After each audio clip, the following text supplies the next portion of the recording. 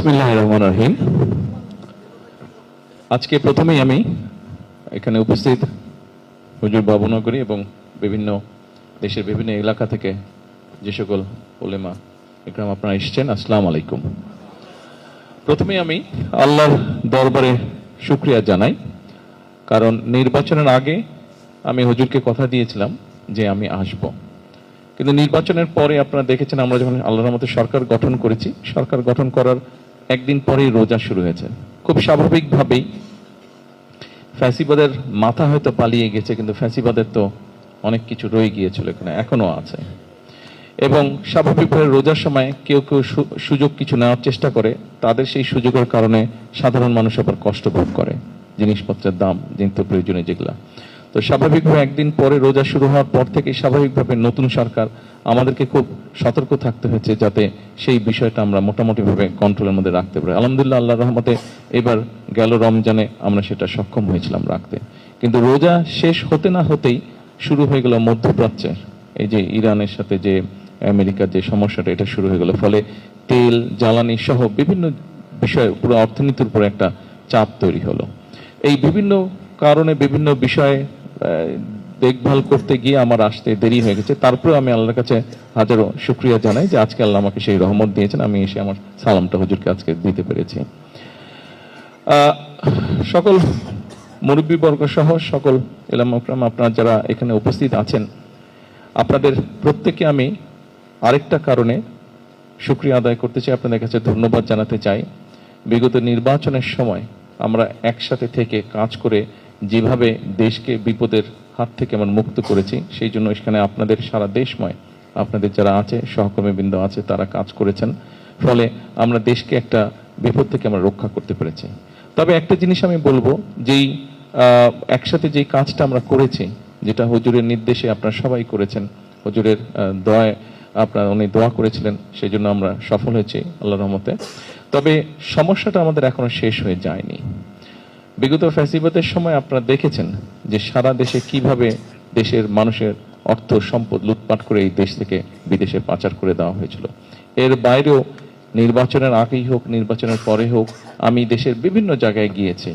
যখন বিভিন্ন জায়গায় গিয়েছি অথবা বিভিন্ন জায়গার মানুষ যখন আমার কাছে এসছে, কথা বলেছে, প্রত্যেকটা জায়গাতে আমি দেখেছি বিভিন্ন রকম সমস্যা আছে, বিভিন্ন সমস্যা আমি নিজেও দেখে এসেছি।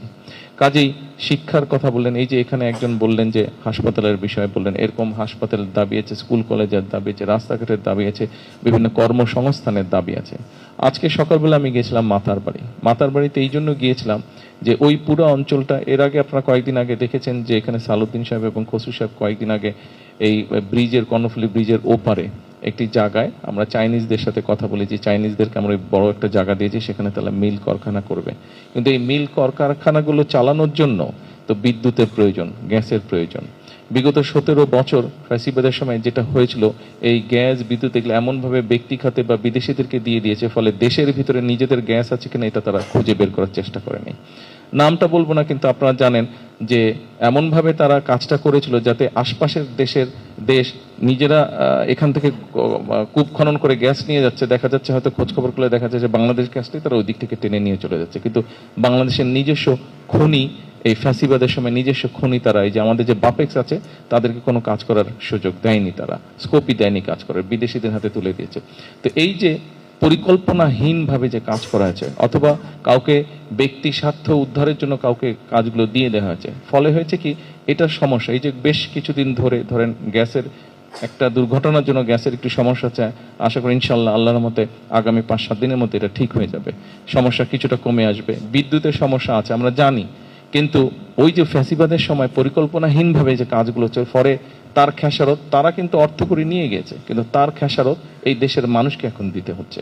ফলে এই সবগুলো বিষয় একটা পরিকল্পনা গ্রহণ করতে হচ্ছে আমাদেরকে। এখন এই পরিকল্পনাগুলো গ্রহণ করতে গিয়ে যেই বিষয়টা, আরেকটা বিষয় দাঁড়িয়েছে, আমরা আগেও দেখেছি, আমরা 71 সালে দেখেছি, আমরা 86 সালে দেখেছি, আমরা 96 সালে দেখেছি, এই এমনকি বিগত নির্বাচনের সময় আপনারা দেখেছেন যে যাদের বিরুদ্ধে বা যারা দেশটাকে অন্যদিকে নিয়ে যেতে চেয়েছিল, আপনারা এবং আমরা একসাথে যাদের বিরুদ্ধে তো না, প্রতিপক্ষ হিসাবে আমরা নির্বাচনের সময় কাজ করেছিলাম, খেয়াল করে দেখবেন বিগত কয়েকদিন ধরে এরা আবার কতগুলো কথা বিভ্রান্ত ছড়ানোর চেষ্টা করছে, বিশৃঙ্খলা তৈরি করার চেষ্টা করছে তারা। সেই জন্য আমি বলছি যে আমরা যে একসাথে কাজ করছি, দেশটাকে যে একটা সঠিক রাস্তায় আমরা নিয়ে আসার জন্য চেষ্টা করছি, এখানে আমরা নির্বাচনের আগে যেভাবে একসাথে কাজ করেছি, আপনাদের কাছে আজকে হুজুরের দোয়া নিয়ে আমি বলতে চাই, আপনাদের সকলকে আমি অনুরোধ জানাতে চাই যে আমাদের আগামী দিনগুলোতে আমাদেরকে একসাথে থাকতে হবে। হ্যাঁ, একসাথে আমাদেরকে থাকতে হবে। হ্যাঁ, আমি জানি এখানে কিছু আপনারা দাবিদা উপস্থাপন করেছেন, স্বরাষ্ট্রমন্ত্রী সালাউদ্দিন সাহেব উনি কিছু ব্যাখ্যা দিয়েছেন। আমরা পর্যায়ক্রমিকভাবে চেষ্টা করব, আমাদেরকেও বুঝতে হবে আরও এই দেশে তো আরও মানুষ বাস করে।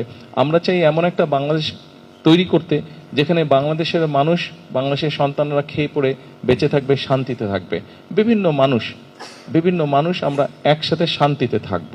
আমরা আমাদের ধর্ম পালন করব, তারা তাদের ধর্ম পালন করবে, কিন্তু একই সাথে এখানে যেটা অধিকাংশ মানুষ, এটা হচ্ছে ইসলাম ধর্ম।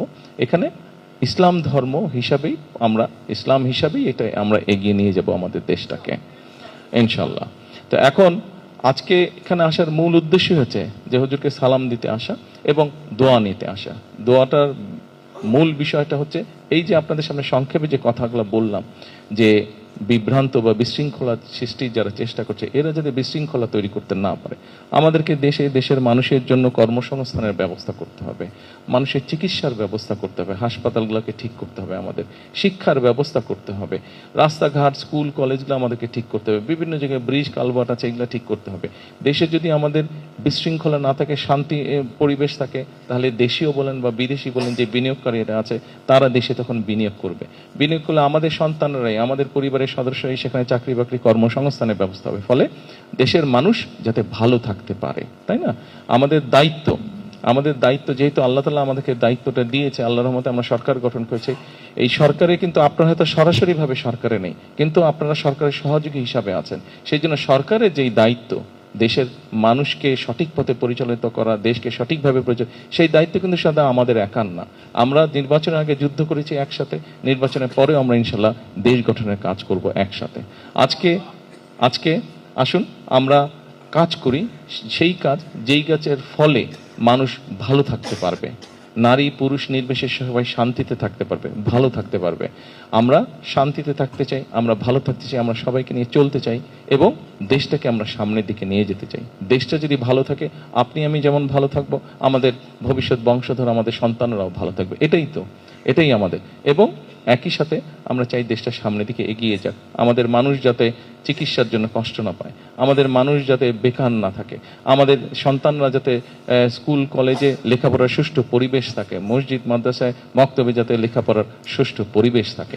আমরা এভাবেই দেশটাকে গড়ে তুলতে চাই। তো আজকে মূল যেই কারণে আমার এখানে আসা, যেটা স্বরাষ্ট্রমন্ত্রীও বলেছেন, প্রথমত আমি যেই ওয়াদাটা করেছিলাম হুজুরের কাছে, সেই ওয়াদাটা আমি আজকে রক্ষা করলাম, হুজুরকে আমি সালাম দিলাম এবং যাবার সময় আমি দোয়া নিয়ে যেতে চাই, যাতে যেই কথাগুলো আমরা দেশের মানুষকে বলেছি, যেই প্রতিশ্রুতিগুলো আমরা দেশের মানুষকে দিয়েছি তাদের ভাগ্য পরিবর্তনের জন্য, আল্লাহ যাতে আমাদেরকে রহমত করেন, সেই প্রতিশ্রুতি যাতে আমরা রক্ষা করতে পারি, তাই না? একজন মুসলমান হিসাবে আমরা যদি একজন মুসলমান হিসাবে বিবেচনা করি নিজেকে, তাহলে সেটা যেই হোক, যখন আমরা একটা জবান দিই কাউকে, সেই জবানটা আমাদেরকে রক্ষা করতে হবে, তাই না?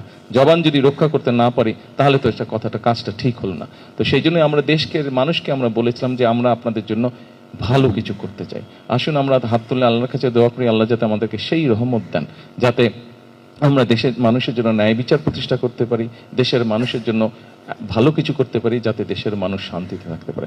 আবারও পরিশেষে আপনাদের সবাইকে আন্তরিকভাবে ধন্যবাদ জানাতে চাইছি, আপনাদের সকলের কাছে দোয়া চাইছি এবং একই সাথে আমি হুজুরের কাছে দোয়া চাইছি, যাতে আল্লাহ আমাকে যে দায়িত্ব দিয়েছে, এই দায়িত্ব যাতে আমি ঈমানের সাথে পালন করতে পারি আমার শেষ দিন পর্যন্ত। জি, ইনশাল্লাহ পরবর্তীতে আবার আসবো, তখন অন্য বিষয়ে আলাপ করবো। আজকে যেহেতু সালাম এবং দোয়ার জন্য এসেছি, আজকে আর অন্য কথা বললাম না। সকলে ভালো থাকবেন। আসসালামু আলাইকুম।